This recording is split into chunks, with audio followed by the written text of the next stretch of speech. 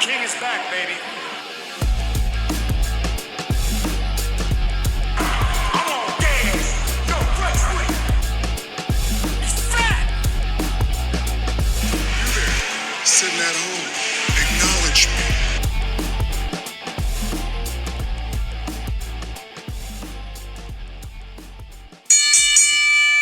Hey, what's going on, everybody? Welcome to another episode of the Turnbuckle Weekly Podcast. I am your host, Casey, and with me, as always, is my co-host, my tag team partner, hantavirus patient one, Oh my Leon. gosh. How you doing, buddy? Well, you know what? Since you said that, and considering that I have a migraine, that's probably not good to put on the air, but we're rolling with it. It's better than what I was going to say. Yeah, it is. I definitely. was going to say...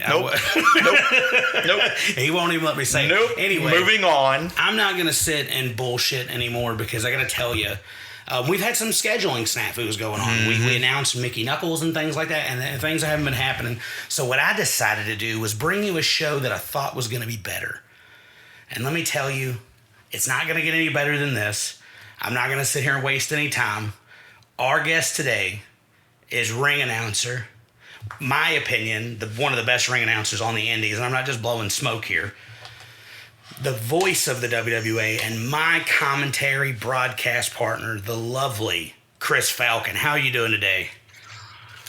Well, you just talked me up real big, and now it's going to be real sucky if I suck at this. So.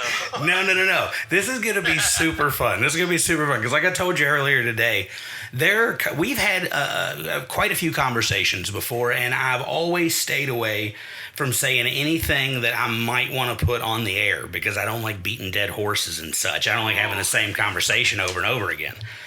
So I've stayed away. I'm interested.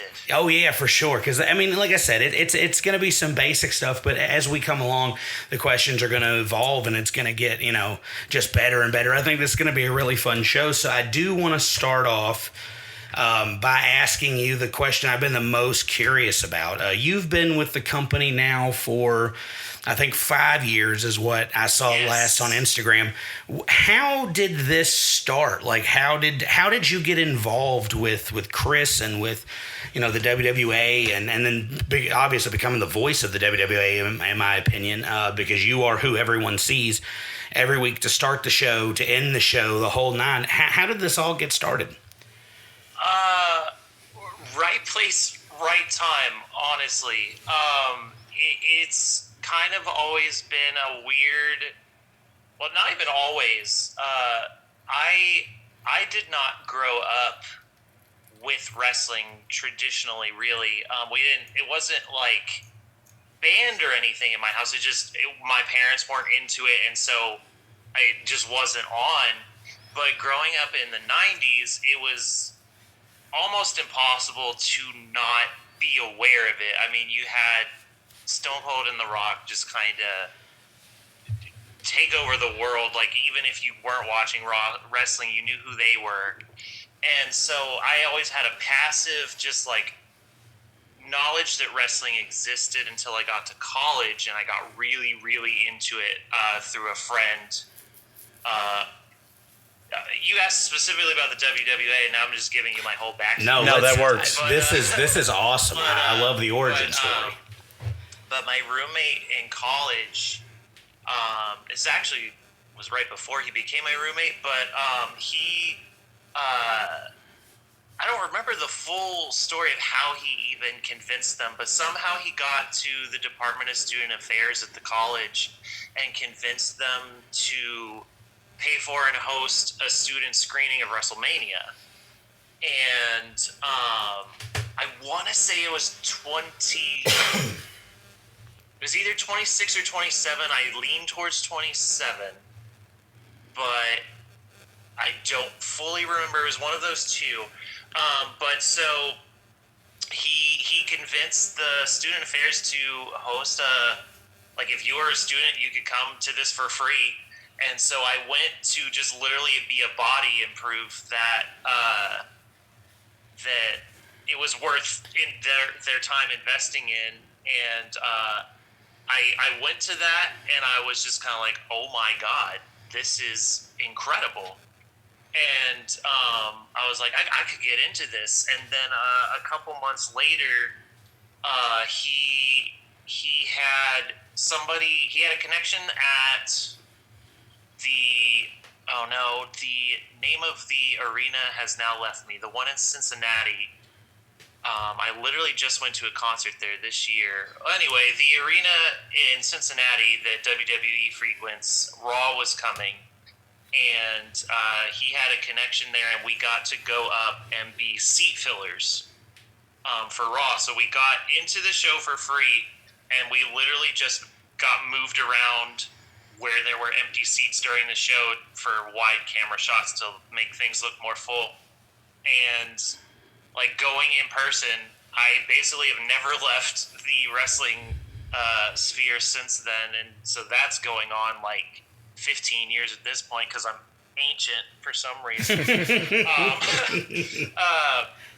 So then going through college, I was in theater, so performance has always kind of been a thing, and so graduated college with my degree in English and theater, and didn't do anything with that degree. Still technically don't for my regular job. Right. But it got to 2021, and I'm kind of skipping around a little bit. No, that's okay. But in that time between jumping from college in 2021 is when I met. I'll keep his real identity safe, but I met Victor Harlow, and we became friends over our bond of wrestling, and we actually started going to OVW because I live in Louisville. We live in Louisville. I literally live about 5 minutes from Davis Arena. So we started going to OVW, and at one point they were hosting. It was fascinating because they said they were hosting a wrestling seminar to the public, and it was with Madison Rayne. And so we got there, and she was like, "So what are you involved in with wrestling?" And we were both just like, well, nothing."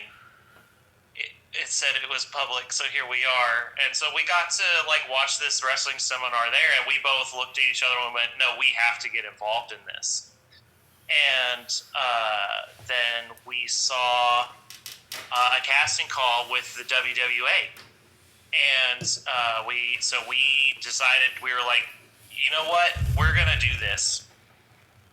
And so I initially was answering the casting call as wrestling, or as a wrestler, and so we got to the Evansville Coliseum, and a couple of days before the tryout, they actually posted, "Hey, also while we're at this tryout, we need ring announcer because Josh Mackey's gonna step back and retire." And I went, you know what? That is actually more along the lines of what I want to do. I think I could wrestle, but I think I'd be better suited for that. And so I messaged the page again. I was like, "Hey, actually, what about that?" And so we got to the tryout, and it was me and Brian Maverick, who were there for ring announcing. And so I got all of the details and everything, and basically Kris was like, "Hey, we've got two of you. If you can do it, cool." But since I went into the tryout not knowing all of the specific details, I had to come back and clear things with the wife, the kids, all of that. So then, since I couldn't instantly commit, he went with Brian, because obviously, if you have somebody that can't commit, you should absolutely use the person that could commit. But I messaged Kris anyway. I was like, "Hey, I'm good. I know that I know that you went with Brian for ring announcing, but I'd love to help wherever." And so he said, "Yeah." And so I came down, and the first initial show, I was like, "Hey, here I am. What do you need me to do?" And he said, "Who are you?" And I went, cool. I'm super memorable. But then as we talked, he went, oh, wait, no, I know exactly who you are. That for those who don't know Kris Waddell, he is a lovely, lovely, wonderful person. I love him to death, but his memory is not always the greatest. Never. And sometimes you can have full hours-long conversations, and he just sometimes will not recall unless prompted. Right. But I can't say much. I'm kind of the same way. Like, I'll hear something, it sounds vaguely familiar, and then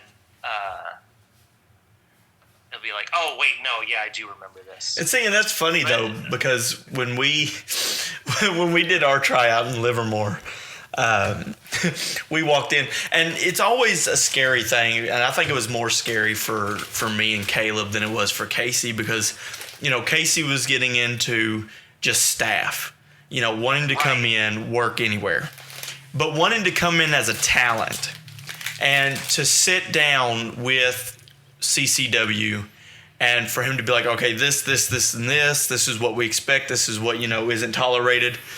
And then to see that he's like, well, 15 years ago we had this happen.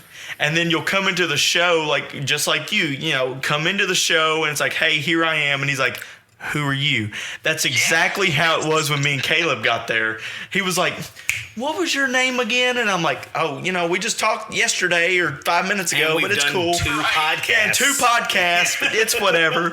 Not only 2 podcasts. The first one was so long that it took 6 days. That is no export. joke. It took 6 days for my $1,000 PC with the top line equipment built into it. It took 6 days to export. Podcast 2, I was like, listen, brother, that last one was so long that the computer couldn't handle it. It was 2.5 hours almost. We got to cut this out. And then he goes, cool, we'll go an hour. And we went another 2. No, we went another 2 hours. But no, and that's the thing is, Kris has been so good to us the whole time we've worked for the WWA. And, the thing about it is... Well, he's been so good to y'all except the time he knocked y'all the hell out. Oh, yeah. Unlawfully, might I add, unlawfully laid his hands on my face. I didn't appreciate that. But I wasn't stupid enough to get in the ring. I was out there trying to help Falcon and Danny. Well, I was like, we had a chain to deal it was Falcon's fault. He's the one that told... They told us to come and help, so we did. And then I slide in the ring, and I'm like, Kris, what are you doing? And without hesitation...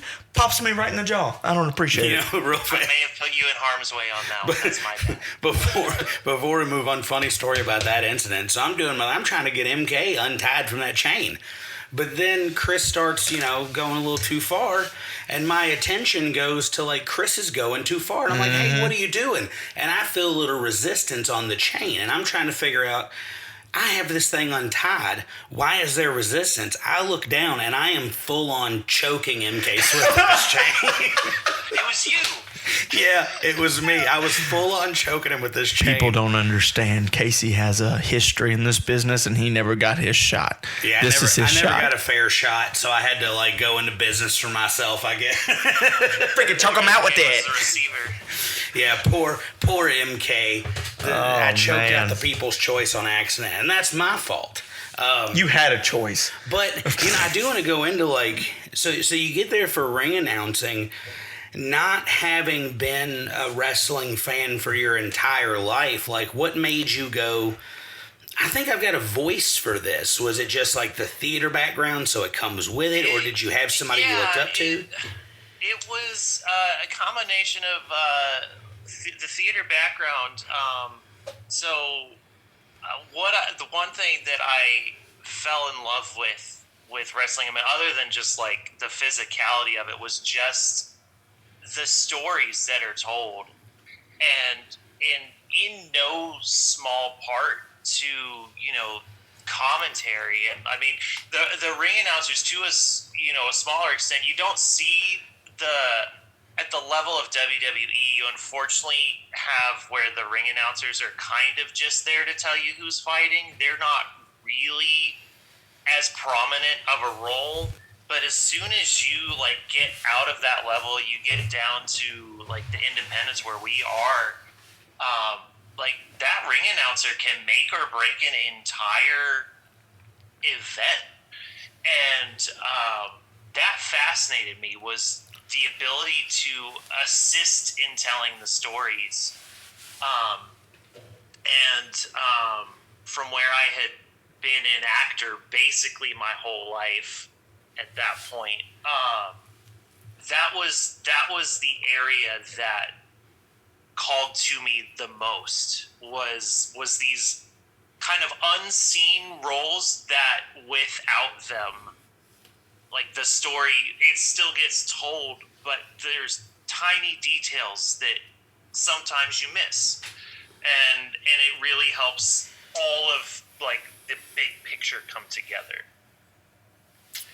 Yeah, there's so many similarities between the two things. Like, I also, now we didn't have a theater program per se where I went to school, because I went to school in the middle of backwoods Alabama, where, you know, K through 12 was in the same building and all this very small town.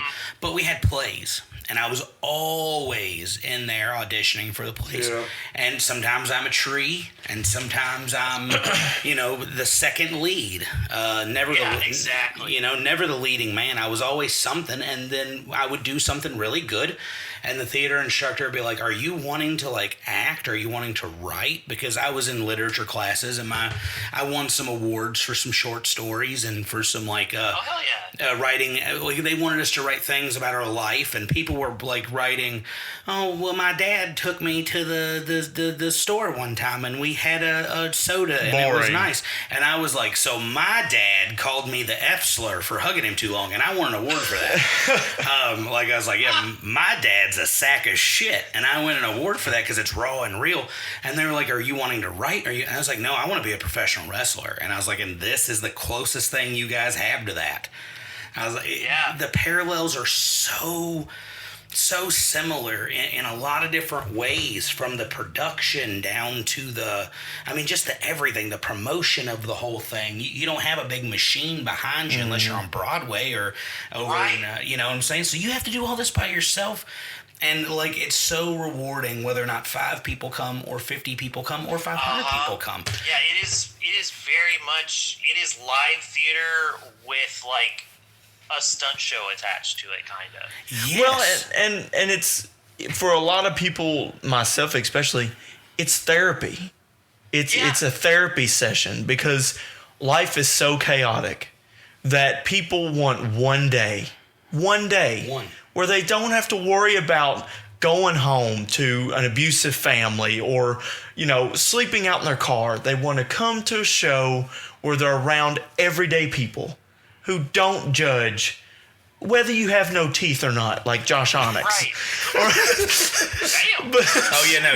Onyx has this thing about picking on toothless people. We can't figure it out. But it's a therapy session. Like, there's been many times when you were working at the store with me where we've had a terrible week, and we just look forward to Saturdays. We opened the store on Saturday, leaving work, the truck, and left. and going to wrestling and being part of the show. And that's what I love, is even the fans make or break the show. Their interactions, how they react. We've got some places we go, the crowd is insane. When me and Caleb first started, you know, and we're out with the crowd, Kris and Billy told us, "You all do such an amazing job getting these crowds riled up. Keep it going, because it makes the show better." It does. So we kept doing that. Bam. 100%. And there's some shows where we work our butts off trying to get everybody involved.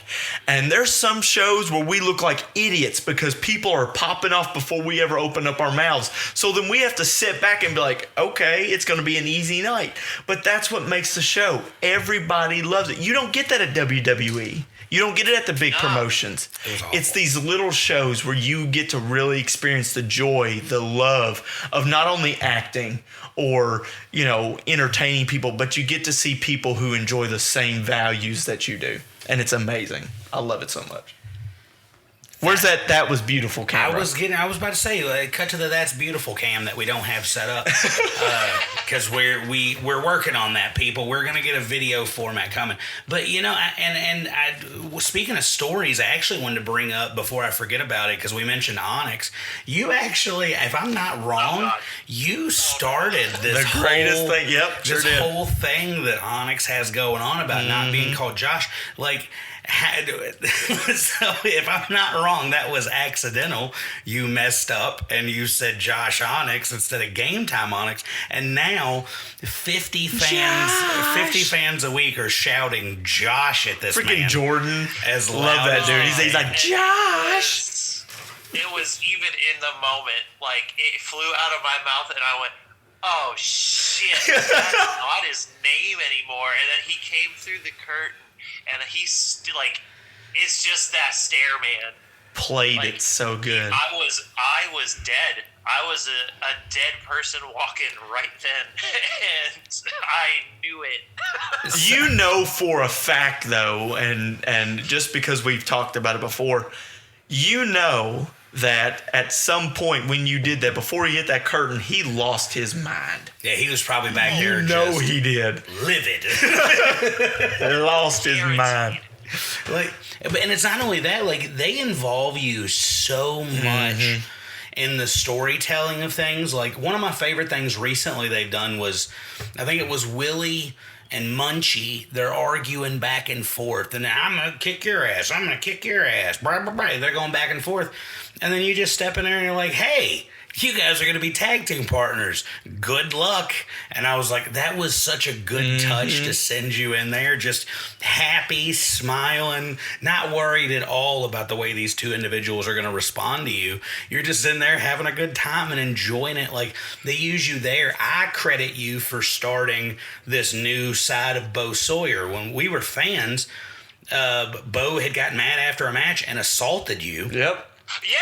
And then the next what week, was that about? right? Yeah, fuck that guy. And then he assaults Mikey next. We were arguing about it. Me and somebody were arguing about it one day. They were like, "No, it was Mikey first." I was like, "No, it was Falcon." It was Falcon first, yeah. Like, and then it was Mikey, and then it was Falcon again and again, and like, or even Weirdly enough, I have a picture from the newspaper of when that happened, because the picture they chose in the Litchfield paper was him with his hands wrapped around my throat, and Beach is going like, ah! Yeah, you know what? You know what's so funny, and it's like Casey said, involving you so much, is you look at all these other companies, and we've always heard, everybody in training knows, anybody in the wrestling business knows, that wrestling, in a sort, you have your different roles, and each one has an overall rating. So if you play the 2K games, when you create a wrestler, you have an overall rating. You stole this from Mason. So, and yeah, Mason, for example, said this. Mason's the one that said all this. So you've got the managers. The referee. Yeah, so the managers, they have the worst overall. Then you've got the refs.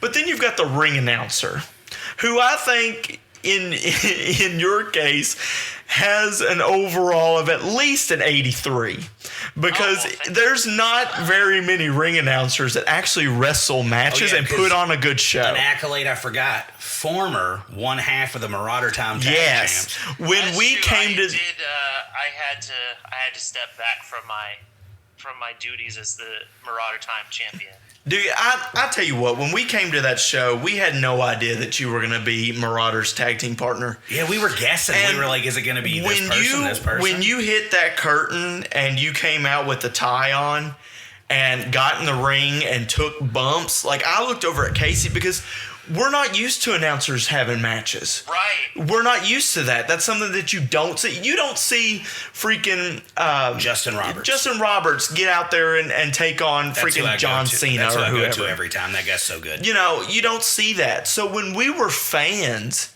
we had already had guys on the show. So, we already had our foot in the door. But when we came to the show and you got in there and beat the Golden Gods for the tag titles, it was, poop on them. Poop on them all day long. It was it was exciting, and that set the whole tone for the rest of the show. It did. Because then we're hooked. Well, if they're gonna throw a ring announcer in their first match, throw the ring announcer in and have him win the titles. What else is gonna? And there were bangers that night.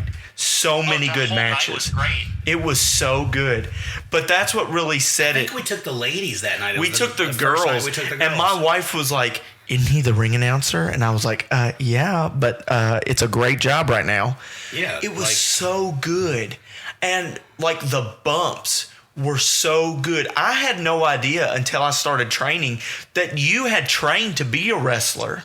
Like you had already had a match. It was so. Didn't you fight Ray? I did fight Ray. I got my ass kicked. I but it remember was fun. watching that. That comes my question. Why? Yeah, why did you fight Ray? No, it was so basically after I kind of got into the ring announcing role, there was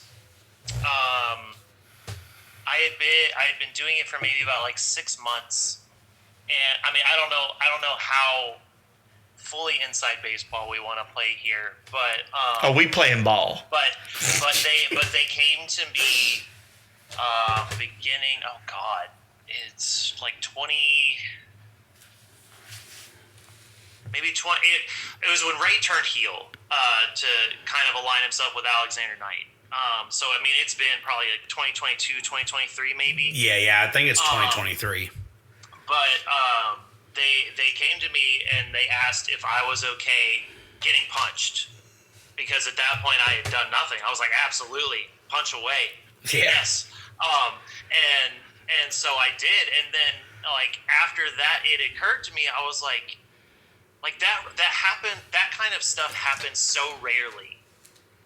Where like they'll involve like a ring announcer or a commentator, and it just helped. Like in that moment specifically, especially at that point, like it helped sell the realness of it. Mm-hmm. Like Ray has gone insane. He punched the ring announcer because they tried to wrap up the show, and I had the realization. I was like, I could. Like there could be more involvement, like as a ring announcer. I can help tell these stories more if I know what I'm doing. And so I went to CCW and I was like, hey, I know we have a tryout coming out. Would you be okay if I started training? And at first he was like, wait, are you trying to like become like a full-time wrestler? I was like, no. Hear me out. I want to know what I'm doing. So if there's ever a moment like that again, you can just say, hey, you're taking a spine buster tonight, and I can go, rad. And so... First off, let me pause. Yeah. Nobody says, hey, I'm going to hit you with a spine buster, and they go, rad, cool. Could you imagine how it would have gone back in the day if Double A was back and like Right. He's back at old WCW and he's like, all right, listen, kid, what's gonna happen? I'm gonna whip you across that rope, so I'm gonna pick you up spine to the pine. And you look at him and go, that's so fucking cool. Nobody does that. But for you, we'll make an exception. Like that is literally me every single week that I get to sit ringside. Is like something happens. So this is so fucking cool. Like, this is my job. Like what is? Oh my goodness! You know what? Leon just got an epiphany. The light bulb just went off. I literally just noticed that I called Falcon out because nobody said that. I literally said that 2 weeks ago. I was like, I can't wait to take a spine buster from CCW. Oh, well, Whoops! Nobody does that, and I did it also. But so then he was like, okay, you know what? Actually, that's like we've never had that. That's kind of a cool idea. And so I entered training. Like after they had the tryouts, that class, I entered training. It was the class with most of them are not there anymore. We had Naomi, who was like an actual legitimate, like she won state championship wrestling. Like she was like she had to leave because she got like a scholarship for wrestling. And I think Matija Montana, I think, was in that class. Shout out to Sweet Baby Ty. Oh, love Ty. Yeah, Sweet Baby Ty, Connor, a couple other people. But so I trained for probably a year before anything had even like come down like the pipeline. With I think I might have taken a bump here or there. Like I remember one time Anderson Grimm like threw me across the floor, and Josiah was kind of known for throwing me across the floor too every now and then. But then it was actually I still don't fully know. I know that it was a Ray pitched idea, the match with him. And he kind of had talked to me about, like, he was like, I had this funny idea. Wouldn't it be funny if this happened? And I was like, yeah. So, like, the whole idea was, because I don't think you all were there yet at that point, right? No. So the whole idea was Ray was the champion, and him being a heel, he wanted the night off. And so a whole bunch of people start coming down to the ring to demand title shots. And so we have like 15 people in the ring, like rest, like Bo Sawyer's in there, Clay Williams is in, like it's like Victor Harlow's in there, the Golden Gods are in there, like everybody's in the ring because they're just like, no, I want a title shot. And Kris is like, you know what? I will give your tag team partners the night off if you fight somebody in this ring tonight. And so basically he goes, oh, so just I have to fight somebody in the ring and I get to pick who I'm fighting as long as they're in that ring right then. And so the whole point is I'm just sitting in the corner because I'm the ring announcer and all these people have now infiltrated my space. And he just goes, I'll fight Kris Falcon. And so I end up in a title match with Ray Waddell because I was in the corner. And fun story about the match is I had no idea it was happening. And legitimately, like the week before, I think it was, I want to say it was Tyler Hawkins came up to me and was like, yeah, you excited about next week? I mean, yeah, it should be good. So let's throw a show. He went, oh, do you not know? And I went, oh, do I not know what? He went, you'll see next week. Oh my gosh, that's so Hawkins. and so we get to, legitimately have not heard anything. And so I get there, and Munchie goes, you excited? I went, why does everybody keep asking me if I'm excited about today? And Munchie goes, do you not know? And Ray, a little bit later, he goes, hey, we're semi-main tonight. That cool? I went, what are you talking about? and we ended up not being semi-main because we had to restructure that card because... Game Time Honest got in a car accident, but we still had the match. It was a blast, and fun little tidbit is because I'm the ring announcer, I was out for the entire first half of the show ring announcing. We went to break. Ray and I called the match on break, and we went out and had the match. Wow. And so basically it was Ray telling me what I was going to do and then me doing it. But we called that match during intermission and then went out and had the match. That's wild. Okay, so now what you said something that actually kind of segues me into something else. You said something about, sitting at ringside every week. So that also entails to, as I introduced you as my broadcast partner, how did that start? How did they go, Falcon, now you're not only the ring announcer, but once a month you're pulling double duty and you're a commentator. When did that start? It started... So initially, once they had me start ring announcing, me and Brian Maverick, we would both ring announce each show, and we would just kind of trade. Like one match he would do, I would do the next match. And then when I feel awful because I don't remember who was doing commentary with Drake prior to me joining with him. Because I don't believe it was Lyle, because Lyle was there originally and then came back to help me when Drake had to step back. Okay, so I feel bad, but I don't remember who was doing it with Drake, but they had to step back, and so it left Drake alone most of the time, which is great. Like, it's still great. Drake is incredible at commentary. If you go back, and he still sometimes will do shows by himself now, and it's still some of the best commentary you can hear anywhere. Drake is unbelievable at basically anything he touches in this industry, I think. Oh, without a doubt. I can actually say, like, my girlfriend, who she comes to the show sometimes, and she will watch, when I was watching The War back, because I've decided that I have to get over the distaste I have for my own voice, and watch it, and to learn and to grow. She's sitting there, and Drake starts talking, and like she just gets a look on her face, and I was like, what? And she goes, he is so good. Like,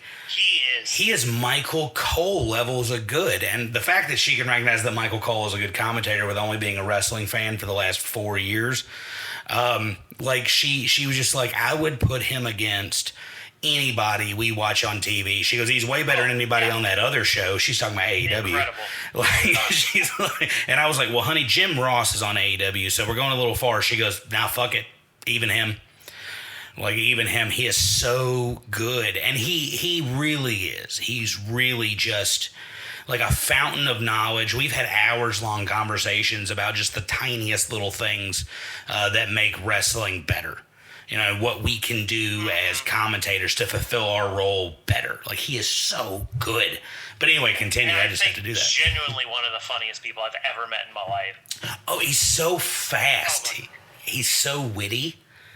Like, it's just, he actually released a clip from One Night Only. It's one of my favorite things that we had on that. Yeah, where he's rolling. He has, like, you know, I've never seen a man's ass bitten so freely in a match before, or something like that. And he's like, you haven't gone to the right parties. And he completely corpsed me. Like, I had a response. Like, deadpanned it. Yeah, he deadpan, just throw away. We didn't talk about it before. We did, however, a little inside baseball, a little how the sausage is made. Like, it was by design that I made the joke about Swoggle being Finley's son from WWE canon. We had talked about that. We were like, we are shoehorning this in somewhere in this match. And we didn't plan to revisit it the way that we did. I was just talking about that Santino, because I had a chance to tell Santino that my girlfriend was a very huge fan of his daughter. And because she was like, when you see him, tell him I love Ariana Grace so much. She's the only reason I was watching TNA with you. Like, she is so good. Like, she's so good. So I told him, and he was like, that means, you know, the world to me. Tell her I said thank you. And I was like, tell her yourself. And then we called her, and she didn't answer. She was mortified when she found out. She goes, I was going to have a conversation with Santino Marella. And I said, you were. And she goes, why didn't you call me again? I said, bitch, I called you 4 times. And you answered, not a one of them. She goes, I was mowing the grass. I fucked that grass. You talked to Santino Marella. But like, we were gonna do that, but we didn't plan to revisit it, and we did. And as soon as you said you haven't been to the right parties, I had a response. It was loaded. I knew, like, whatever he's gonna say, I have a generic thing to say. He said that, I lost everything. Like, it's a nightmare. Drake's one of those guys too, because like, just, I haven't had a whole ton of conversations with him, but I've had enough, like, passing by and stuff. Yeah, Drake's great. Like, just a passive, like, hey, how are you, that type thing.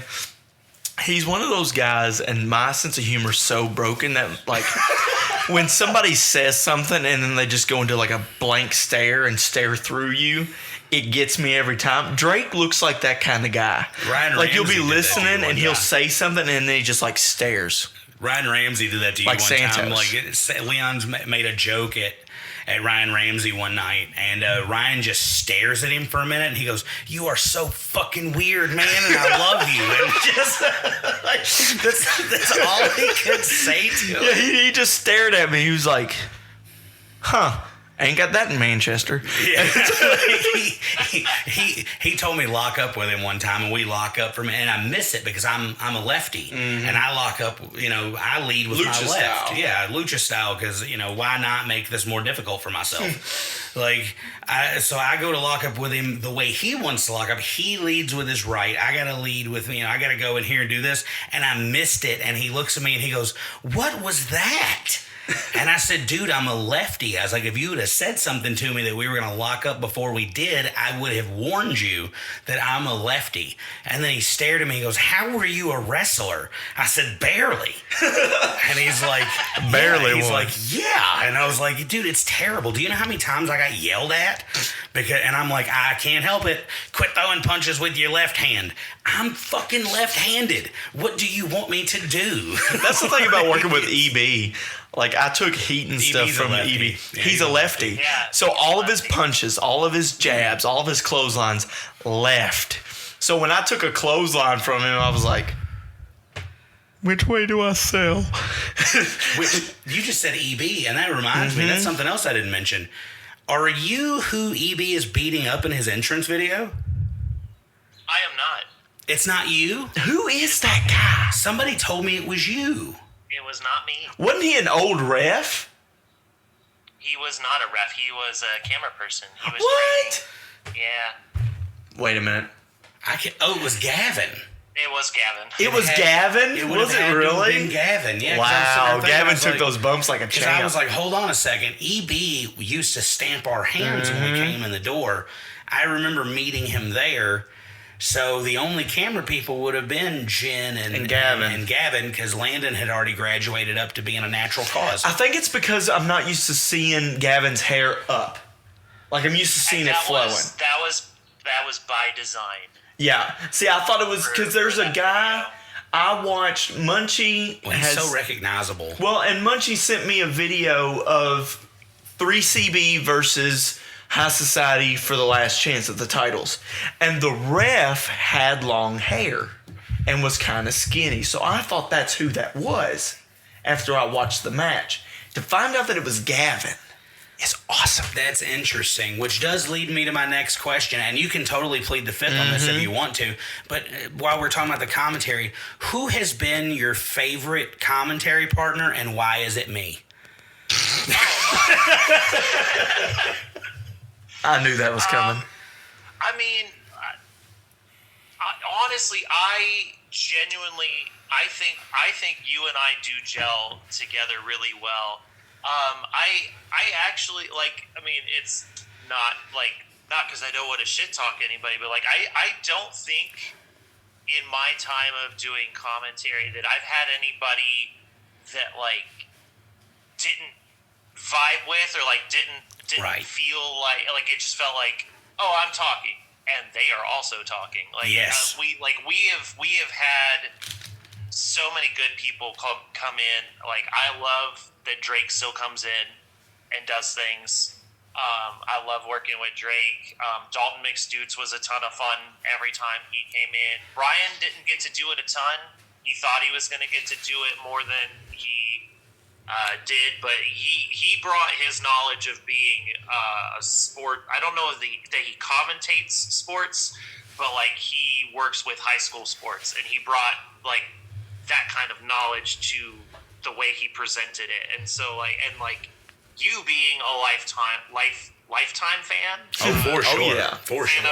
of the Lifetime channel. Oh yes, Valerie Bertinelli is my.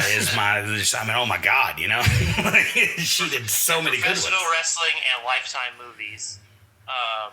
But no, like you bring the energy of a lifelong fan. Oh, I appreciate that. Like it translates to like being able to tell. Like you bring the history. You bring like I have been in this world my whole life, and now I'm telling you about it. Like you do bring that passion, and I think it comes through. Well, see, I appreciate that especially because like everybody who listens to this, well, not everybody, because I think that's a little presumptuous of me to think that everybody has heard my deal. But like growing up, I was always inside. I never wanted to be outside. I was bullied relentlessly. My brother could only kick so many asses for me before he was just like, dude, you either got to learn how to fight or stay your fat ass inside. But you got to figure something out, man. He's like, figure it out. So instead of learning how to fight, I stayed inside. And I watched professional wrestling all day long, every day, piles of VHS tapes, just watching wrestling. And my mom always thought, like, okay, the amount that he is into this is a phase. And then my grandmother, my great-grandmother, she had a large deal in raising us while my mother worked. We were raised, I tell everybody, I was raised by a single mom and Stone Cold Steve Austin via TV, because that is exactly what it was. Mama was never home. She worked 3 to 4 jobs at a time. I don't know how she had time to sleep, but somehow she did.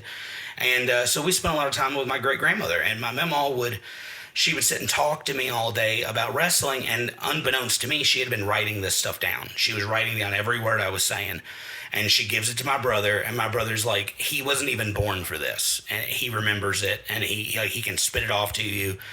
And my mom was like, well, yeah, he just likes this. It's a phase.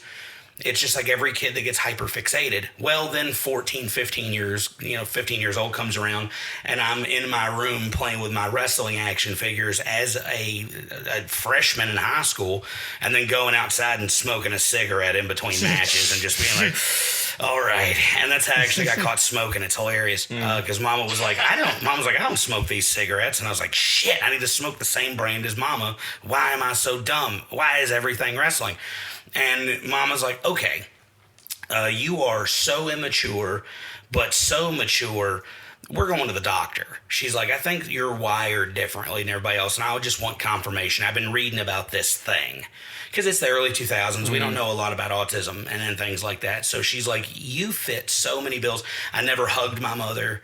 I don't look people in the eyes. Like, I can't. It's physically, it hurts. And like touching people is weird. I can hug you if I love you. If I like you, I'm comfortable, I can do it. But for some reason, I was just like, okay, nah. And they take me to the doctor and they're like, well, he's autistic. And I was like, yeah, I'm a pretty good musician. And they're like, no, not artistic. Like, because I'm a guitar player and a drummer and a singer. And like, I'm a pretty good musician. I'm good. I'm in choir and I always get first chair in both band and choir. Like, I'm artistic as hell, son. No. You are autistic and you're just high functioning. So Mom ends up figuring out that wrestling is my thing. She's like, you're hyper-focused. Yeah, she's like, this is the thing he knows. Unfortunately, it will never translate into money, and so far she's been correct. But, Just you wait, Mom. I keep telling her that, like, and she's my biggest supporter now, especially since my brother has died. She's found something to cling on to, and it's been following me doing this. And like, so that's what we figured out. We just figured out that like I'm wired differently, and wrestling is my outlet to relate to society, to be a person, and it helps. So every single Saturday, I get to go, I get to do what I love with the people I love. And then I get to sit down and commentary with you once a month. And we've really technically only done one. Because the next 2 were me and Drake due to you being so busy, but we're about to step back in the booth on Saturday. And I want to tell you, like, I used to think just through podcasting that I developed the ability to play off of anyone. And I tell everybody now when they compliment our commentary or something, I go, hey, if you can sit and bullshit with Leon for an hour, you can bullshit with anyone. And like, just to rag on this guy, but like, we sat down at that table and I was shitting myself the entire night. I was backstage with y'all playing it cool. You were sweating. Yeah, I was trying to play it cool. I was like, hopefully nobody knows that I'm dying inside right now. Oh, we noticed. And I'm like, I am dying inside. And I get out there and I'm like, okay, I'll eventually find what I'm supposed to say. And then after the first match, it just started gelling. And that's really hard for me. I mean, I tell everybody it's easy, but it's not. It's the hardest thing for me is to connect with people on a human level even if we love the same thing. Because I don't know if everybody knows this. I don't like people. I'm not a big people guy. I fake it. I wear a mask. We ain't even going to talk about the Christmas party. Oh, the Christmas party was the funniest because like Munchie comes behind me and he's like, dude, you need to move. You need to walk around. You look like a deer in headlights. And I was like, I don't have Leon here. And he was like, what do you mean? Like I had Chelsea with me. She's with me, but she's the same way as I am. We're very introverted. And so she's just sitting there and I was like, I don't have Leon. And he's like, what does that have to do with anything? I was like, it's like not having the right side of my body. Like he's got to be here so that way I can, if I say something dumb and I realize I've said something dumb, I can just go, anyway, Leon. And he can pivot for me. I'm really, a good mouthpiece. Yeah, we joke around and say Leon is a carbon copy of Santos, but I'm pretty damn close with just how I stay in the corner, and I'm just like I'm at work yesterday and somebody said something about being afraid of spiders, and I went, did you know that if spiders ever learned how to communicate, which is true, if they ever learned how to communicate, they would kill the entire human race in 72 hours? And then everybody just stared at me, and I was like, anyway, grab a broom, guys, and let's get this place cleaned up. So, like, to be able to sit down on one Saturday a month with you at the commentary table is the most normal I feel in this 34 years I've been walking around just being like, I'm a person, maybe. Maybe I'm a dude, maybe I'm not. Maybe I'm a fucking alien. We're going to find out. But I feel human when I'm wearing that headset and we get to sit there and lament the death of what's that damn teddy bear's name? It's escaped me. Oh no, Mr. Fiddlesticks. Mr. Fiddlesticks. Mr. Fiddlesticks, rest in peace to a real one. Oh, That was probably the most fun I've ever had. Like sitting there and me and you just being like, no, you son of a bitch. You have killed this inanimate object that we just met 2 minutes ago. You piece of shit.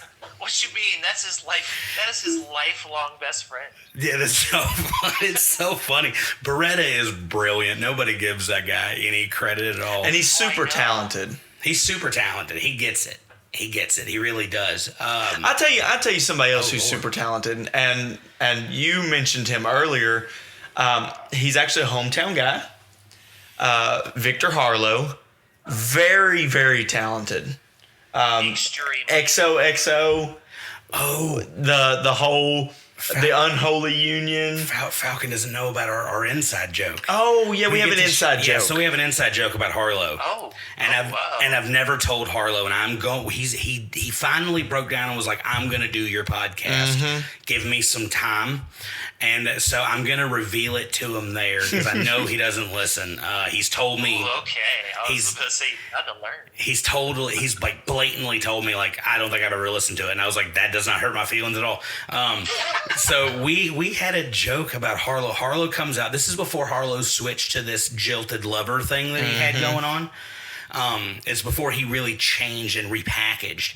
I was sitting there looking at him and just his face and the way he's able to manipulate his face into these maniacal expressions and the laughter. I lean over to Leon. I was like, have you ever seen the movie Meet the Robinsons?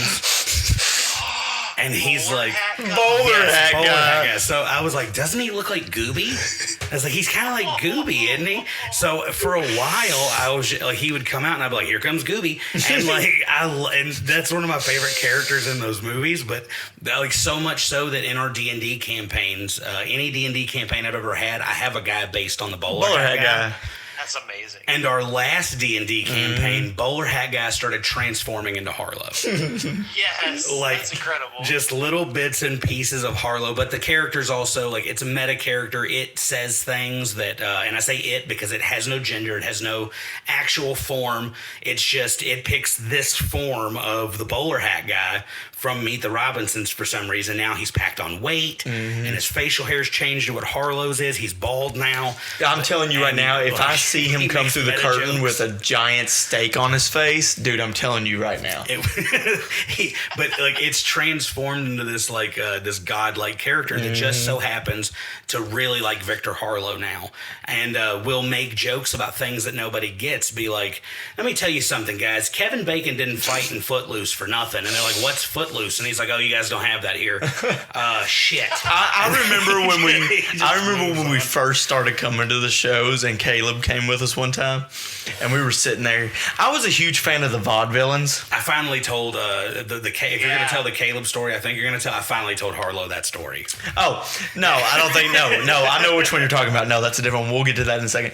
But I'm a huge fan of the Vaudevillains. I don't know love why, them, but I love you for it. and so he came out one time, and Caleb was sitting there, and I just stared at Harlow, and I was like, you know what I just noticed? And he goes, what? I'm like, he looks like a bald Simon Gotch. And I just sit there and I stared at him. And Caleb goes, yeah, I don't know what you're talking about. Anyway. Yeah. But no, it was fun. Yeah, that's okay. just Caleb. Dude. So He the didn't mean Caleb to be story. funny, he just did it. We're in Livermore. And Livermore, by the way, preface this for the fans. If you guys don't know, some of you are fans that go to the shows. Livermore is the most inconsistent building we're in. Sometimes you guys really give a shit, and sometimes you really don't. Y'all gotta work this on that. happened to be one of those nights that you guys really didn't give a shit. y'all got to really work on that. Anyway, so we're sitting there, and Vanderpool had already had his match for the night. He was already done. No, Well, he Victor hadn't. No, he hadn't. Oh, so this was before. He cut a promo. He cut a promo. Yes. Victor Harlow had his match and was sitting there. And Caleb standing by merch. Dead silent. Dead silent, not a peep. You could hear a mouse fart. Not in a that peep. building. And Caleb, without thinking, and I had to walk away after this because I couldn't. We both just immediately We parted. dispersed. Red Sea style. He stood there just as clear as day and shouted to the top of his lungs, Vanderpool sucks! Oh, I remember this. It was dead silent. He said, Vanderpool sucks! And we instantly looked at him and we dispersed. And he didn't catch Now, it. Here's a part I didn't share. Later that night, Clay Williams is in the ring with me. And me and Leon have made it a point now to go to Caleb's mother every time he comes out. Back up. Clay's mother. Oh, yeah. You said Caleb's mother. Oh, Clay's mother. There you go. See, I'm distracted. We go up to Clay's mother, and we get up behind her where she can't see us. And while she's the only person cheering Clay, we will boo as loud as we can right in her ears. And she turns around and she hits us, and she's like, "You guys get the hell out of here!" And I've started doing it to It's MK so now fun. too, and it makes her mad. It makes her mad when you do it to MK too. So it's Oh, real that's her funny. other son. Yeah. So I do it to MK now too, but I love him. And so later that night, he boos Clay Williams. He goes, "Bottom of the card," or something like that. And she looks over at him and she goes, "You don't even know who the hell is in the ring. Shut up." She does, yeah. She said, you don't even know the difference between Vanderpool and Victor Harlow. I said, "Yeah, it's like a couple inches and a couple pounds, man. And They're she vastly different died individuals." rolling. But she is the sweetest lady. She's so sweet. That's what I said. It's racist. Because that means, I was like, that if you're just seeing bald people, it means you might think I'm Bo Sawyer. That's the closest thing I can get to how wide I am, I guess. Oh, okay. I was like, you might think I'm Bo Sawyer with my back turned. You'll just see my beard poking out and go, "Oh, it's Bo." I did, however, we did call you Racist. Rick from Pawn Stars the other day. Hey, that's fine. Best I can do is to tell you to go fuck yourself. Okay. Best I can do. But I do want to get, because we're getting into those later minute of the show where we start to wind things down, and I got two things I want to go over. One I do to everyone, and one is specifically for this. Here coming up, I believe it's June 6th, June 7th, something like that. We will be doing the Evansville Pride Festival. I'm so fucking excited. So that's what I wanted to talk to you about, because so I had the same conversation with Kris that wrestling, and I've had it with MK as well. Wrestling is such for the better way to say it, it's always been a homophobic, racist, kind of sexist subculture. Not so much anymore, but it's still we still got fans, and you still got some people in the business that may look at someone of a different orientation that may not be their own. Or, to be honest with you, most people who hate those folks that's what they're struggling with, is they're trying to realize who they really are, and they're fighting it, is what I've found most of the time. That's the reason that gay pornography is the number one thing searched in the state of Alabama. And they are the number one state against the gays. So, like, there's a reason for that, is because these people don't like who they are. What does it mean for you to not only be a handful of people who are very out, very loud and proud about who they are and how they identify? What does it mean to you to now not only be doing the Pride Festival as our ring announcer, but to be asked to do it? We didn't campaign for this. This is something they wanted. What does that mean to you? Honestly, it's incredible, because especially it's going to be in Indiana in a year where where specifically, like, my community, the trans community, has just been, like, absolutely obliterated. Yes. Like Demonized. damn near genocidal levels in some aspects, with the laws and things that are being passed against us. To have a festival, I mean, yes, it's the Pride Festival, but, like, to still have a festival reach out to us and say, hey, we like what you do. Would you want to come do that to celebrate being different? It's truly incredible feeling, because, I mean, I know that if you were to look into any given locker room around the world, most people are probably questioning at best, wrestling at its core is kind of a giant drag show. Right. But, like, our locker room is so diverse that I think you can feel the difference. And I think that that's why we've been asked to come to this Pride show. I mean, yes.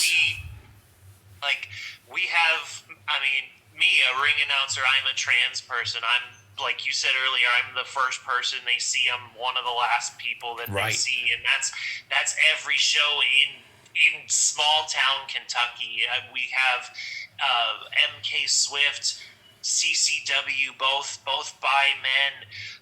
Victor Harlow's a gay man. I mean, we have so much diversity on our shows that, but we don't use it as come watch the gays wrestle. Right. We just say, hey, we're doing a wrestling show. You should maybe want to come see us. And we let the stories speak for themselves. And we do that with everyone, regardless of race, identification, like political ideology. I mean, it's truly incredible what we go out there and we do. It 100% is, and it's something that, like, I was telling, I pitched a little thing to today about our show that's going to be in Cloverport, which actually where I believe Victor Harlow is from. Leon and I live a literal stone's throw away. I mean, I can drive there in less than 15 minutes. We're going to have this show there, and I pitched a thing, and the thing that I pitched was, having somebody there that they don't politically line up with us, but it wasn't the thought that I had at all, because in my mind, exactly as I said it when I pitched it, like, wrestling should be bipartisan. There is zero reason that we should sit and look at professional wrestling and be like, how can I politicize this? And a great example of that is, like I was saying, how we don't really have that many out and proud gay or trans or any of these things wrestlers. I mean, you got some now. You got You know, a Mike Bailey. smattering here and there. You got Mike Bailey, who is a non-binary person. You got things like this. You got Nyla Rose, a trans woman. Oh, and she's so good. So good, wins the AEW title, or wins the AEW Women's Championship, and I go to like watch the video back again because it was such a good match. In the early days of AEW, you could not pull me away from AEW. Those first 3 years, I was down for the cause. I was like, AEW good. Now I'm like, AEW meh. I don't. It's not for me, but it's another place guys can work, and that's great for me. That's great for the business. But the immediate comments I see is like, so you put your women's title on a dude? Why? Right. Yeah, Why? I can't go into comments ever. Yeah, like I've started to learn now that like it's so harmful when I want to talk shit. Actually, Ray messaged me one time because I got into a real big like tiff with somebody online, and Ray saw it and messaged me and was like, "Dude, I'm not telling you got heat right now." He said, "That's not what I'm saying to you. You're in no trouble." He goes, "I'm the only one that's noticed it, and even if anybody did, fuck them. It doesn't matter. However, I will tell you that this is going to make you miserable. Fuck these people and quit responding to them. If they want to shit on Kris." Because it was something about people shitting on Kris for lack of diversity, which is what really got me, because we don't have that many women. That's not What? Yeah. There was that whole thing where they were like, "Oh, there's no women's division." It was right before he announced, "Hey, we're gonna have a women's tryout." and you know, and that's fine. He did that as like, okay, let's shut these people the fuck up now. But like, that's not Chris's fault. If ladies don't show up, if people don't show up.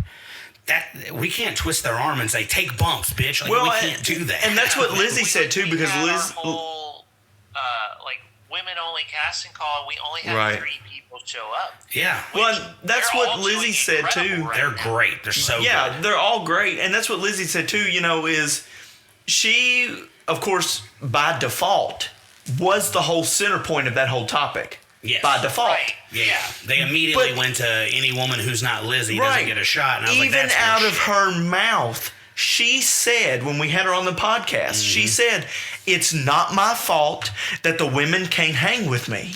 She said, "It's not my fault." And she has defended Kris from day one. Listen, I don't think I could hang with her. It ain't about gender. Look, That's look. I mean, she's pretty badass. Look, she has already targeted me for chops already. But, you know, and that's the thing, going back to what you were saying, oh, you're okay with putting a women's title on a dude, but they have no problem putting the men's title on Lizzie.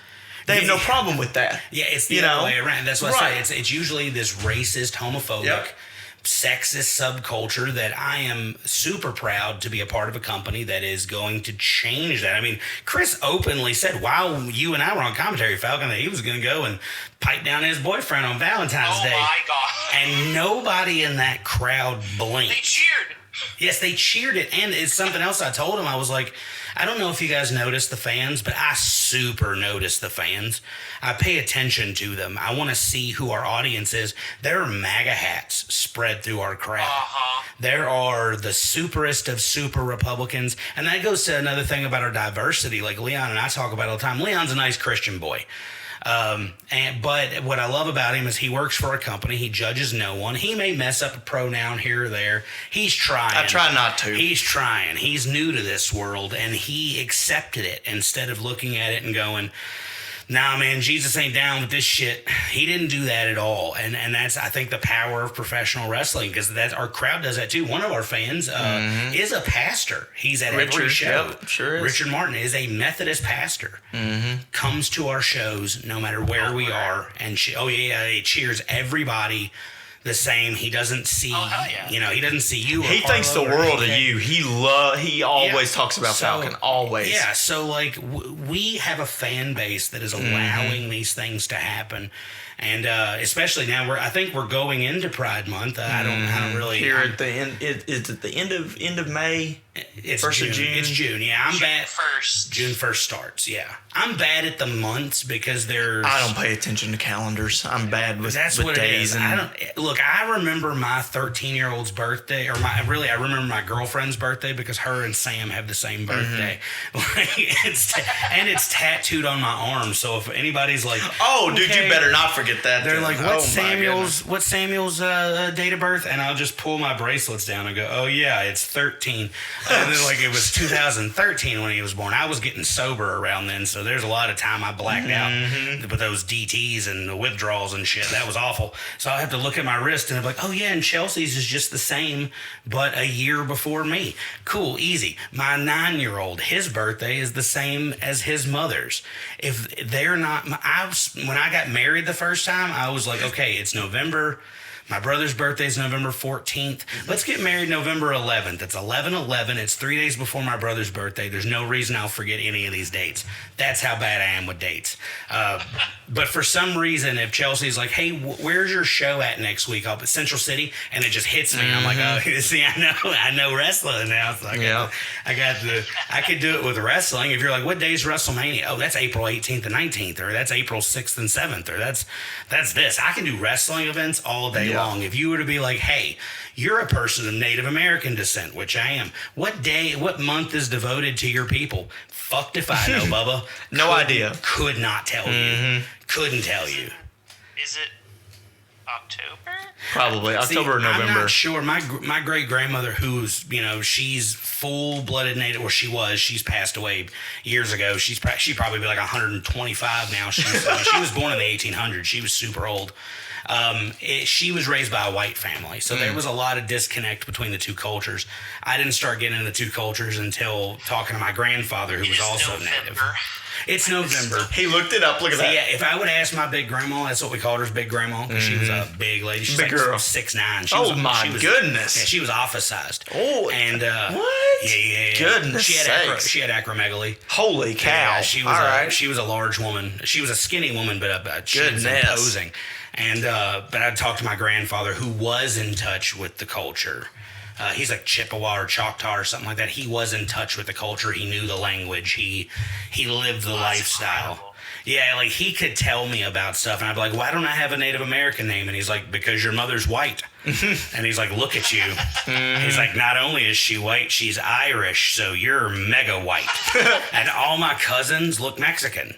Like all the native ones, like they all are really dark skinned, and they look Native American. And me, I have to go out in the sun for a couple hours, and then you can go, oh yeah, there it is. Like there it is. I could see it. But my dad would show up to a couple things. The kids would be like, I didn't know you were Latino. I'd be like, I'm not. I'm Native American and white, mostly white. And like, look at me. I'm mostly Caucasian. I have no clue about my culture. You're built like a white onion. You know what? Eat dicks. I'm moving on. So what I do want to close the show with, the fucking something that we actually credit Alexander Knight for doing. He asked us before we did his show, he was like, do you guys have a format, or is it just whatever? Yeah. And he goes, because if you have a format, this is going to be so much easier. And I lied and went, yeah, we totally have a format. We did not. I was like, we have a segment. Format, yeah. I invented format. Yeah, I was like, I have the best format. Yes, well. Everyone says, they walked in, they said, wow, what a format. Semblance of a format. Yes, I have a semblance of one. It's a good format, and it involves China.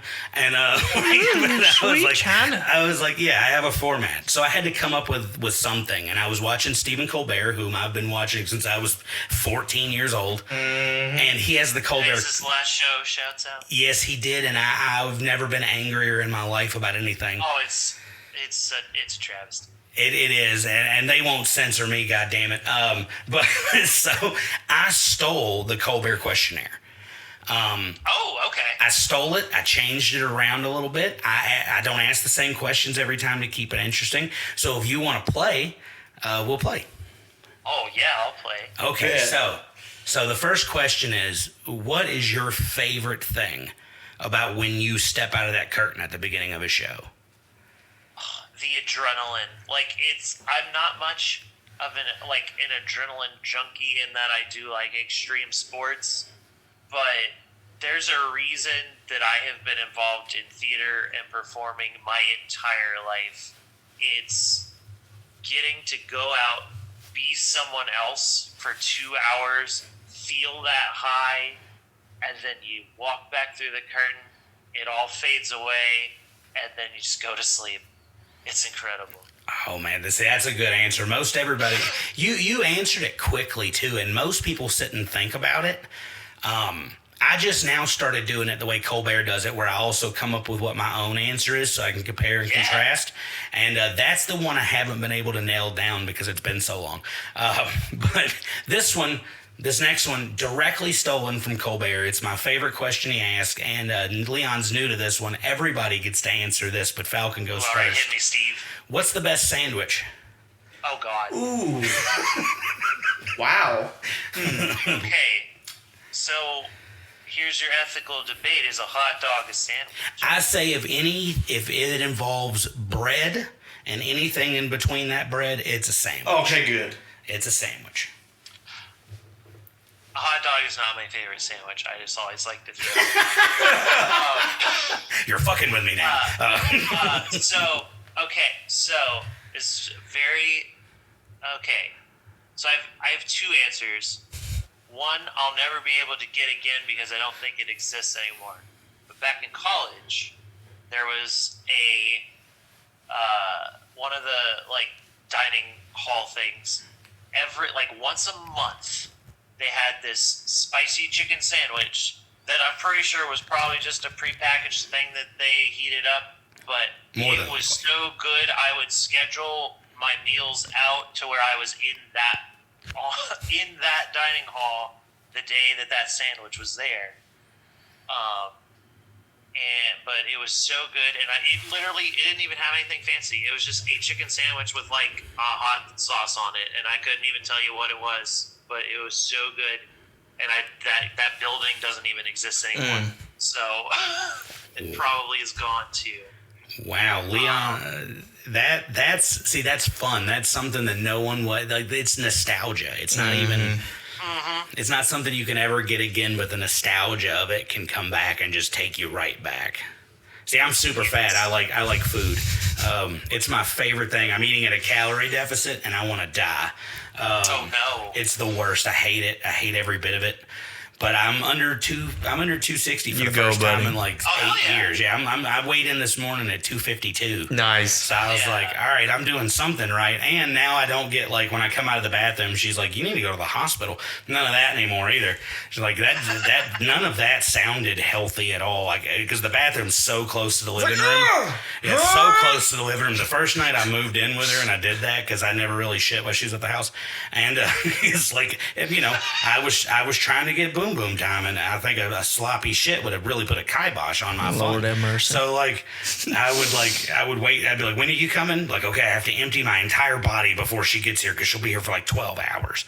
But when I first moved in, I was like, I gotta take a shit, and I come out of the bathroom, and she's like, is that normal for you?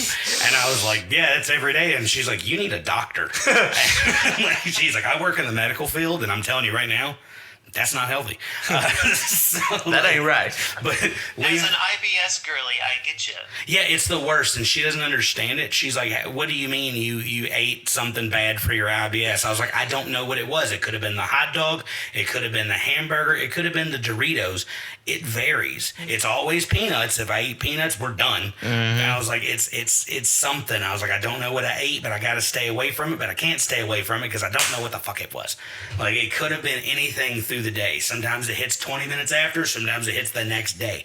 There's no telling. It's the worst, and I hate every bit of it. But as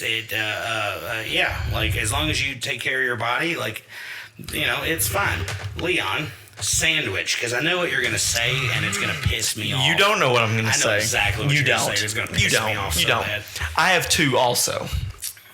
One of them is the Bacon King from Burger King.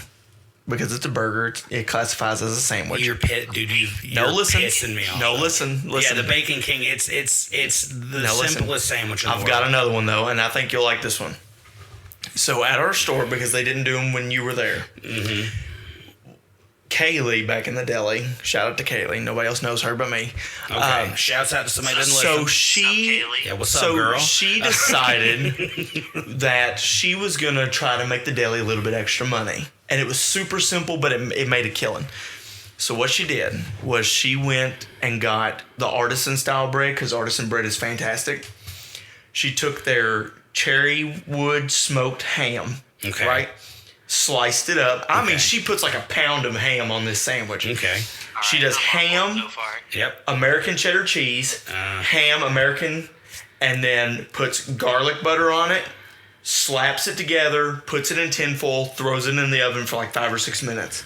When it comes out, it is the greatest sandwich I've ever put in my mouth, hands down. Just ham, cheese, and garlic butter? Yes, but it is fantastic. Okay, You so- get just a little bit of toast from the crust. Leon it's also fabulous. only eats like 5 things. I eat it's- 9 technically. He eats 9 things. He eats 9 Me and Dash are not so different. Me, I eat everything that don't eat me first, and sometimes I might take a bite while it's chomping. Ooh, that's a good alligator. There are 2 answers to this question. And I, Now, are your answers A, going to make me judge you, and B, going to make me want to punch you in the face? No. It has 2 answers because there's a sweet answer and there's a savory answer. Oh, God. Here we go. Okay. Yeah, see, so the sweet answer is something that my grandmother used to make for me. My great-grandmother also was not a cook. Dinner at her house was, do you boys want pizza and french fries? Do you want chicken nuggets and french fries? Or do you just want to say fuck it and eat some ice cream and call it a night? Because she could not cook to save her life. Period. She burned water. The woman Wow. could not cook. She didn't even boil the water. She just burned it. My grandfather got killed in 1947, and she just had to go to work. She was a jeweler. She had to go to work. So my great-great-grandmother was the one feeding my grandfather. So Memo never learned how to cook. But she did know how to make a grilled cheese. But then one day she decides that I'm out of cheese. And Memo didn't drive. She would walk around the corner to the store in Owensboro. She'd walk around to Kroger, and she would get what she needed and walk back. Well, that day, she's in her 70s. She didn't want to walk to Kroger. She goes, hey, do you boys want a peanut butter and jelly sandwich? I don't like peanut butter and jelly sandwiches. I don't like cold sandwich. At that time, I didn't really like cold sandwiches, and the texture of them kind of threw me off. So one day... I get you. Yeah, one day, she makes a fried peanut butter and jelly sandwich. Like a grilled cheese, but peanut butter and jelly. But peach preserves, crunchy peanut butter, and bunny bread. That's it. That's all you need. Get a little burger in a pan, flip, done. Get it nice and crispy on the outside of the bread. Slice it, but you have to wait about 5 minutes to eat it because it's molten lava when it comes out of the pan. It will scald you. I have a scar on my lip, like a burn scar where a little bit of hair doesn't grow because of it. Like being a stoner and like making it one day, and then I take a bite because I'm so stoned. I'm like, I need this food now, and I take a bite, and then 2nd-degree burns. It was awesome. Best sweet sandwich, best savory sandwich, and then we're gonna continue with a questionnaire. It's I'm very not crunchy peanut butter, but I would try that. See, I can't do smooth peanut butter. It tastes like it just tastes wrong to me. For me, if I can get extra crunchy, I'm on board because that's just eating peanuts. It's peanuts with a little bit of thing in the middle. Exactly, and I love it. I like crunch, which goes to the savory sandwich. It's a full pound of rare roast beef. It's got to be rare. If it ain't mooing, I ain't fucking with it. You know what I mean? It's that. Munster cheese, which I discovered in my 20s. Munster cheese, lettuce, spicy brown mustard, nacho cheese Doritos. Put that in the sandwich. The nacho cheese Doritos have to be in the sandwich. If they don't, you can go fuck yourself. I'm not eating it. I call it the autism special. Were you high when you discovered this sandwich? No, I was 6. Not the full pound at 6. It was a couple slices. Why gotta be almost raw Say for? 6 years old, you're like, Mom, Yes. I need a whole ham. Oh Yes. my No, goodness. I mean, like I used to be skinny, and I would throw the food down, and Mama would like have to fry like 3 full chickens, and 2.5 of those chickens were mine. And I'm just throwing back fried chicken. It's a wonder I'm fat and I have diabetes. I don't know how that happened. It's a fucking phenomenon to me. I'll never get it. I am the peak male form. I mean, my abs are like put Johnny Nitro to shame. So I don't know how this happened. Where? They're under the gut. I heard Casey Binion has an 8-pack. So I heard that he's shredded. So what you're saying is you are protecting the abs with a very, very solid bag of milk. Yes, bag of milk. Shout out Clay Williams. Bag of milk. Shouts out real one. That's right. Everybody knows. All right, next question on the questionnaire, because we are just getting This is down about the to be wire. CCW time. It's going to take we're 17 on days. CCW time almost. Next question of the questionnaire. This one goes to everybody. What is a wrestling maneuver that you are just sick of seeing? If you could say it is illegal to do this move for the next 10 years, what is that? Oh man. Okay. This is gonna seem a generic answer, but a super kick. I knew that was coming. Yep. But I feel like in our company we handle it pretty well. We only have like one or two people. It's like these are the people that can hit a super kick. Right. Like that. But like even then, it's like they hit that, we're done. Yeah. Like, Yep. take it home. I have a bad habit or a good habit, I guess. I don't know.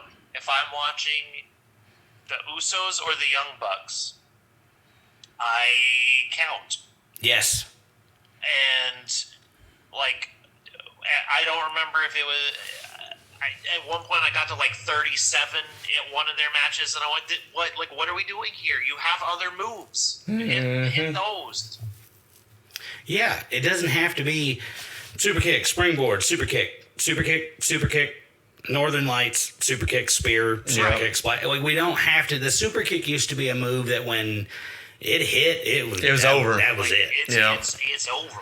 Nobody had a move. See, my answer is always the DDT on that. The super kick is a very close second because the DDT is so near and dear to my heart. I love Jake the Snake Roberts. Yeah.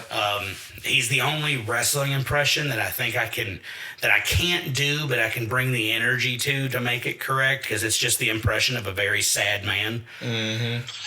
He's just, yeah, you think you're gonna come in here and get over on me, and it's just that.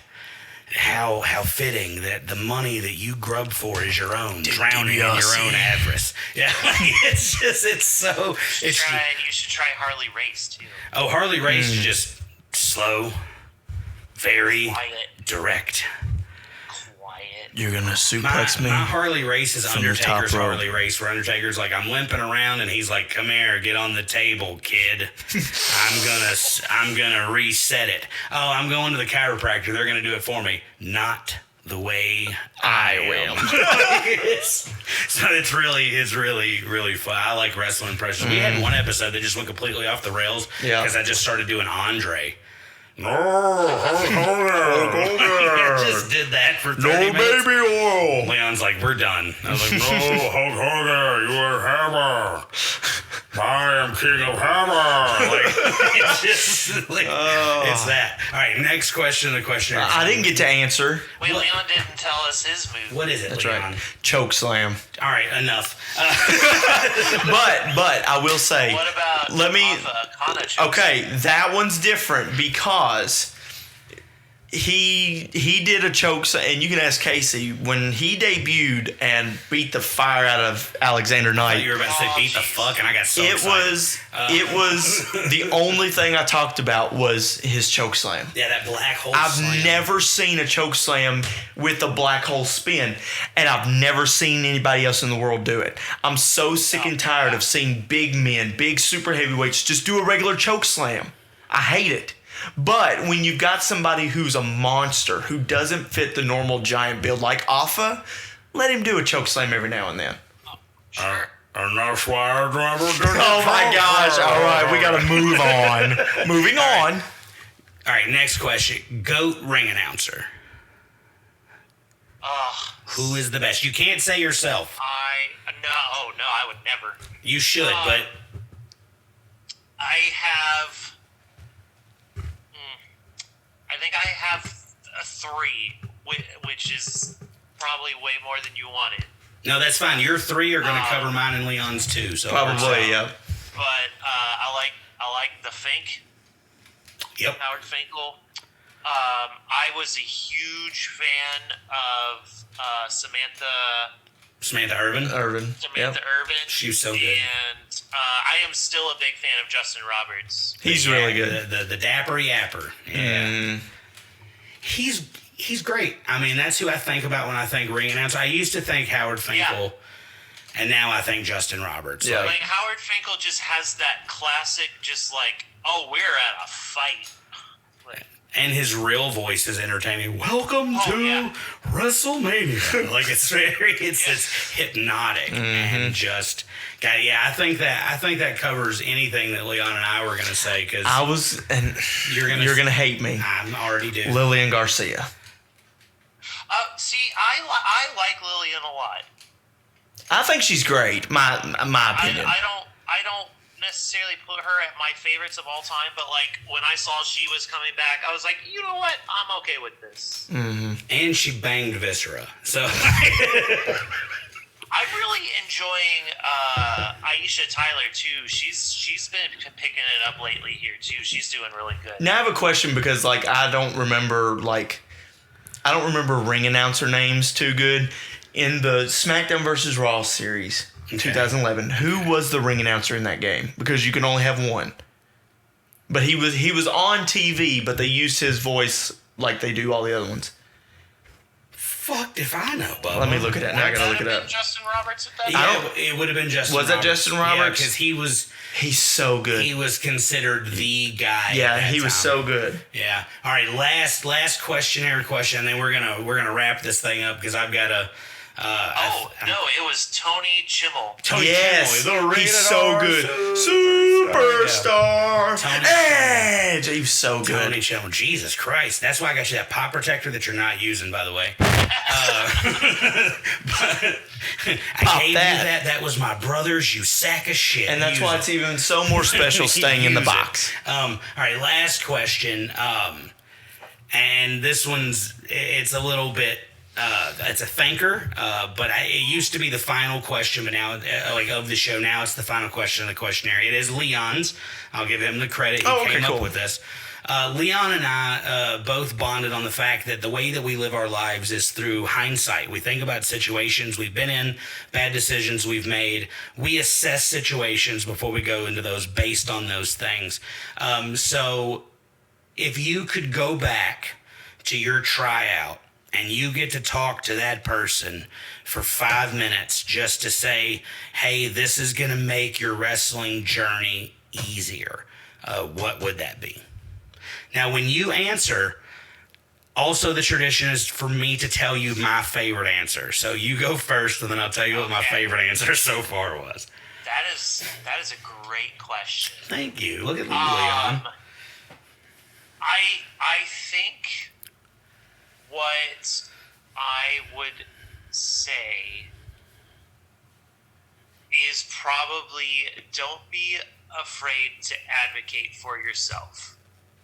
Great. That is something I struggle with even to this day, just day to day, but especially in a capacity of, like, when it comes to this, like, it is okay to want to do something beyond just, like, I am announcing who's fighting. Like, it is okay to have a desire to, like, don't be afraid to talk to your boss about, hey, is it cool if I train how to take bumps? Don't be afraid to throw out ideas when you have them. Like, advocate for yourself, for the betterment of yourself.